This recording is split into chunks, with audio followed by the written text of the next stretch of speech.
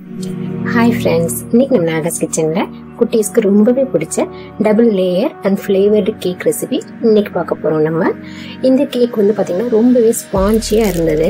So அதுக்கு வந்து ஒரே ஒரு ட்ரிக் மட்டும் நீங்க இந்த கேக்ல ஃபாலோ பண்ணீங்கன்னா போதும், சூப்பர் ஸ்பாஞ்சியான கேக் வந்து நம்ம ப்ரிப்பேர் பண்ணலாம். வீடியோவை ஃபுல்லா ஸ்கிப் பண்ணாம பாருங்க. நம்ம சேனல்ல ஆல்ரெடி ஃபுல்லி சாக்லேட் கேக்கும் ஸ்டீம்டு மினி கேக்கும் ரெசிபியும் போட்டிருக்கோம். அதோட லிங்க் கீழே டிஸ்கிரிப்ஷன் பாக்ஸ்ல கொடுக்குறேன், அதை செக் பண்ணி பாருங்க.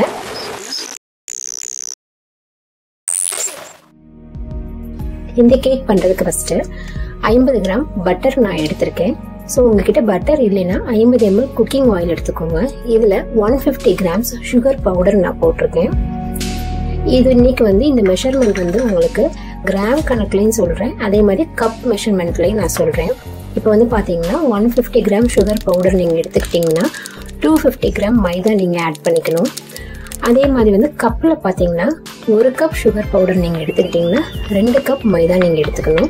இப்போ நம்ம இதுல ஆட் பண்ண அந்த சுகர் பவுடரும் பட்டரும் நல்லா மிக்ஸ் ஆகுற மாதிரி நீங்க நல்லா பிளெண்ட் பண்ணிக்கணும். இப்போ ரெண்டுமே வந்து நல்லா மிக்ஸ் ஆயிடுச்சு. இதுக்கப்புறமா பாத்தீங்கன்னா 1 கப் அளவுக்கு தயிர் நான் ஆட் பண்ணிக்கிறேன். ஸோ ரேஷியோ பாத்தீங்கன்னா 1 கப் தயிர், 1 கப் சுகர் பவுடர், 2 கப் மைதா மாவு. இது நல்லா ஒரு 5 to 7 minutes வரைக்கும் நல்லா நீங்க பீட் பண்ணணும். நம்ம எவ்வளோக்கு எவ்வளோ பீட் பண்றோமோ அந்த அளவுக்கு கேக் வந்து ரொம்ப ஸ்பாஞ்சியா இருக்கும். இது வந்து ஒரு 5 to 7 minutes வந்து நல்லா பீட் பண்ணிக்கிறேன் நான்.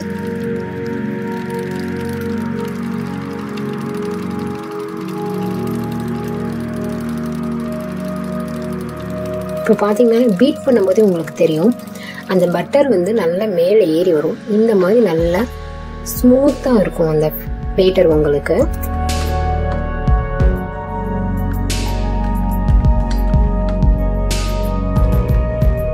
இதுக்கப்புறமா வந்து நம்ம இதோட 1/2 டேபிள் ஸ்பூன் அளவுக்கு baking powder and 1/4 table spoon அளவுக்கு பேக்கிங் சோடா ஆட் பண்ணிருக்கேன்.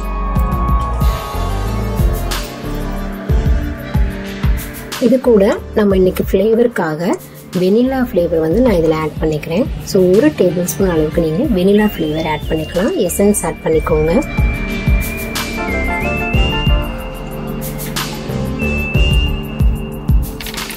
இதே வந்து 5 to 7 minutes வரைக்கும் நல்லா நீங்கள் பீட் பண்ணணும். பீட் பண்ணி முடிச்சதுமே பார்த்தீங்கன்னா நல்லா மாவு புளிச்சு வர மாதிரி நொறுன்னு வந்துடும் உங்களுக்கு. ஸோ அந்த அளவுக்கு நீங்கள் ஒரு 7 minutes நல்லா பீட் பண்ணிக்கோங்க.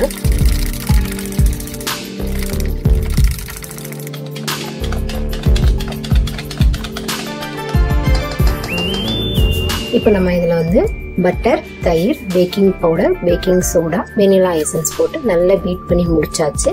இதுக்கப்புறமா நம்ம இதோட 250 கிராம்ஸ் அளவுக்கு மைதா சேர்த்துக்கிறேன். அதாவது 2 கப் மைதா ஆட் பண்ணியிருக்கேன். நீங்கள் எந்த கப்பில் நீங்கள் எடுக்கிறீங்களோ அதே அளவில் தான் சுகர், மைதா, தயிர் இந்த 3மே மெஷர் பண்ணிக்கணும் நீங்கள். இப்போ இந்த பேட்டரையும் வந்து பார்த்தீங்கன்னா ஒரு 5 to 7 minutesக்கு நல்லா பீட் பண்ணுங்க. பீட் பண்ணும்போது ஒரே சைடாக நீங்கள் வந்து பீட் பண்ணணும். அதாவது கிளாக் வைஸாக நீங்கள் பீட் பண்ணணும், ஆன்டி கிளாக் வைஸ் பண்ணாதீங்க. ஸோ அப்போ தான் கேக் வந்து பார்த்தீங்கன்னா நல்லா ஃப்ளஃபியாக வரும், நல்லா சாஃப்டாக இருக்கும் உங்களுக்கு. இப்போ இந்த பேட்டர் ஓரளவு ப்ரிப்பேர் ஆயிடுச்சு. கொஞ்சமாக இதோட நான் வந்து மில்க் ஆட் பண்ணிக்கிறேன். மில்க் பார்த்தீங்கன்னா ஒரு 2 டேபிள் ஸ்பூன் அளவுக்கு ஆட் பண்ணியிருக்கேன். இதையும் நல்லா பீட் பண்ணி விட்டுக்கலாம்.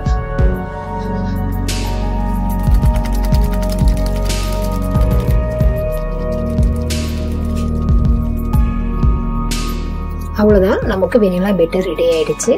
இதை வந்து இன்னைக்கு கேக் குக் பண்ணுற பாத்திரத்தில் அடியில் பட்டர் ஷீட்டு போட்டுட்டு இந்த பேட்டரை வந்து நான் ஆட் பண்ணிக்கிறேன். பட்டர் ஷீட் இல்லை அப்படின்னா ட்ரை மைதா மாவை நீங்கள் நல்லா தூவி விட்டுட்டு இந்த பேட்டரை அது மேலே ஊற்றிக்கலாம் நீங்கள். இதுக்கப்புறமா மேலே வந்து சாக்லேட் பேட்டர் ரெடி பண்ணணும். இப்போ இந்த பேட்டரை வந்து அப்படியே வச்சிடலாம். இப்போ சாக்லேட் பேட்டர் ரெடி பண்ணுறதுக்கு நான் இன்னைக்கு வந்து பிஸ்கட்ஸ் எடுத்திருக்கேன். ஹாப்பி பிஸ்கட் 10 ரூபாய் பேக்கெட்டில் 3 பேக்கெட் எடுத்திருக்கேன். அது எல்லாத்தையும் மிக்சியில் பிச்சு போட்டுட்டு நல்லா கிரைண்ட் பண்ணி எடுத்துக்கலாம். இப்போ நல்லா பீசஸ் ஒன்று கூட இல்லாமல் ஃபுல்லாக பவுடர் ஃபார்மில் கிரைண்ட் பண்ணியாச்சு. இதுக்கப்புறமா கொஞ்சமாக நான் மில்க் ஆட் பண்ணிவிட்டு அதையும் நான் வந்து கிரைண்ட் பண்ணி எடுத்துக்கிறேன். அவ்வளோதான், நமக்கு சாக்லேட் பேட்டரும் ரெடி ஆயிடுச்சு. நீங்கள் இந்த மாதிரி பிஸ்கட்லேயும் பேட்டர் ரெடி பண்ணலாம். அப்படின்னா இதே வெனிலா பேட்டருக்கு பதிலாக நீங்கள் கொக்கோ பவுடர் சேர்த்துட்டும் சாக்லேட் பேட்டர் ரெடி பண்ணலாம். இப்போ இந்த பிஸ்கட் ரெடி பண்ண பேட்டரை மேலே ஸ்ப்ரெட் பண்ணி விட்டாச்சு. இன்றைக்கி வந்து பார்த்தீங்கன்னா நான் வந்து இந்த மாதிரி ஸ்டீம் பண்ணி தான் எடுக்க போகிறேன் கேக்கை. ஸோ கொஞ்சமாக பாத்திரத்தில் நான் தண்ணி எடுத்திருக்கேன். எடுத்துகிட்டு உள்ளே ஒரு ரிங் போட்டுட்டு அது மேலே நம்ம கேக் ஊற்றி வச்ச பாத்திரத்தை வச்சாச்சு. உங்கள்கிட்ட இட்லி பானையிலையும் நீங்கள் வச்சு பண்ணலாம். இட்லி பானையில் கேக் வைக்கிற மாதிரி வெசல் இருக்குன்னா நீங்கள் அந்த வெசல் யூஸ் பண்ணிவிட்டு இட்லி பானையிலையும் நீங்கள் குக் பண்ணிக்கலாம். இப்போ இதை நல்லா மூடிட்டு ஒரு 40 மினிட்ஸ் வந்து நான் வேக விட்டுட்டேன். நான் ஃபஸ்ட்டு வந்து டவல் போட்டு க்ளோஸ் பண்ணியிருந்தேன். கேக் உப்பி மேலே வர அந்த டவலில் பட ஆரம்பிச்சிட்டனால டவலை ரிமூவ் பண்ணிவிட்டு லைட்டாக ஓப்பனில் வச்சுட்டு வேக வச்சு எடுத்துட்டேன். கேக் இப்போ வந்து நமக்கு ரெடி ஆகிடுச்சு. கொஞ்சம் கூட வேர்வை தண்ணி விழுகாமல் ரெடி ஆகிடுச்சு. இந்த மாதிரி ஒரு பிளாஸ்டிக் நைஃபோ இல்லை டூத் பிக்கோ இருந்தால் நீங்கள் அதில் குத்தி பாருங்கள், கொஞ்சம் கூட கேக் வந்து ஒட்டாமல் வரணும். இப்போ கேக் ரெடி ஆயிடுச்சு. வேற ஒரு பிளேட்டுக்கு நான் மாற்றிட்டேன். எவ்வளோ சூப்பராக லேயர் வந்து கொஞ்சம் கூட கொலாப்ஸ் ஆகாமல் 2 லேயராக வந்திருக்கு பாருங்க.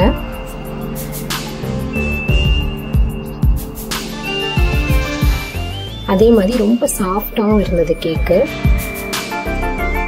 இப்போ இதோட பேக் சைடு காட்டுறேன் பாருங்க, எவ்வளோ சாஃப்டாக இருக்கு பாருங்க. கொஞ்சம் கூட உங்களுக்கு தீஞ்சிக்காம நல்ல ஈஸியாக இருக்கு. இப்போ இதை பீசஸ் போட்டுக்கலாம். நம்ம பீசஸ் போடும்போது கூட அவ்வளோ சாஃப்டாக இருந்தது. அவ்வளோதான், நம்மளோட சூப்பரான கேக் ரெடி ஆயிடுச்சு. இப்போ இதோட சாஃப்ட்னஸ் உங்களுக்கு காட்டுறேன் பாருங்க, எவ்வளோ சாஃப்டாக இருக்கு பாருங்க. இதே மாதிரி நீங்களும் ட்ரை பண்ணி பாருங்க. ஓகே ஃப்ரெண்ட்ஸ், இன்னைக்கு நம்ம சேனல்ல உங்களோட ஷேர் பண்ணிக்கிட்டு இந்த வீடியோ உங்களுக்கு பிடிச்சிருக்குன்னு நான் நினைக்கிறேன். இந்த வீடியோ உங்களுக்கு பிடிச்சிருந்தா நம்ம சேனலுக்கு ஒரு லைக் போடுங்க, உங்க ஃப்ரெண்ட்ஸோட ஷேர் பண்ணிக்கோங்க. மறந்துடாம நம்ம சேனலை சப்ஸ்கிரைப் பண்ணிக்கோங்க. தேங்க்யூ.